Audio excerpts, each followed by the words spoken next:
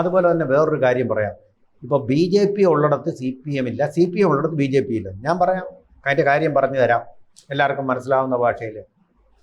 നമ്മൾ കിണറുകളിൽ bleaching powder വിതറാറുണ്ടല്ലോ. എന്തിനു വേണ്ടിയാ? അത് ശുദ്ധീകരിക്കാനല്ല. ഇപ്പോൾ ഏറ്റവും കൂടുതൽ പ്രശ്നം ഉണ്ടാക്കിയിരിക്കുന്ന അമീബിക് മെനിഞ്ചൈറ്റിസ് ഉണ്ടാക്കിക്കൊണ്ടിരിക്കുന്ന അമീബിക് മസ്തിഷ്ക ജ്വരം, ആ ജ്വരം ഉണ്ടാക്കിക്കൊണ്ടിരിക്കുന്ന ആ അമീബയുടെ വളർച്ച നിരോധിക്കാൻ. അല്ലെങ്കിൽ അതങ്ങ് പെറ്റു വരുവോ, തിരുവനന്തപുരം ഭാഷ പെറ്റു വരുവോ. പെറ്റു വരുവി കഴിഞ്ഞാൽ പിന്നെ ആ വെള്ളം കൊണ്ട് കുടിക്കണമെന്നില്ല. നമ്മുടെ മുഖം ഒന്ന് കഴുകിയാൽ മതി, മൂക്കിനകത്തുകൂടെ അവൻ കയറി തലച്ചോറ് മുഴുവൻ അങ്ങ് പ്രക്ഷാളനം ചെയ്യും, പിന്നെ ജീവിച്ചിരിക്കത്തില്ല. സി പി എമ്മിനെ പോലെ തന്നെ ഒരത്തരം അമീബയാണ് ഈ സി പി എം. മസ്തിഷ്ക പ്രക്ഷാളനം നടത്തുന്നു, മറ്റേത് മസ്തിഷ്ക ജ്വരം ഉണ്ടാക്കുന്നു. ബി ജെ പി എന്ന് പറയുന്ന ഇവിടെ ബ്ലീച്ചിങ് പൗഡറാണ്. ആ ബ്ലീച്ചിങ് പൗഡർ ശകലം അങ്ങോട്ടിട്ടാൽ വരില്ല.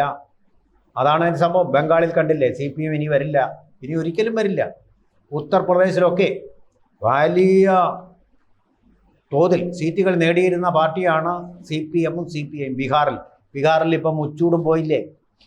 ഈ ബി ജെ പി വരുന്ന ഒരു സ്ഥലത്തും സി പി എം വരുന്ന ഒരു സ്ഥലത്തും ബി ജെ പിക്ക് പിടിച്ചു നിൽക്കാൻ ബി ജെ പി വരുന്ന ഒരു സ്ഥലത്തും സി പി എമ്മിന് പിടിച്ചു നിൽക്കാൻ പറ്റില്ലെന്നുള്ളതാണ്.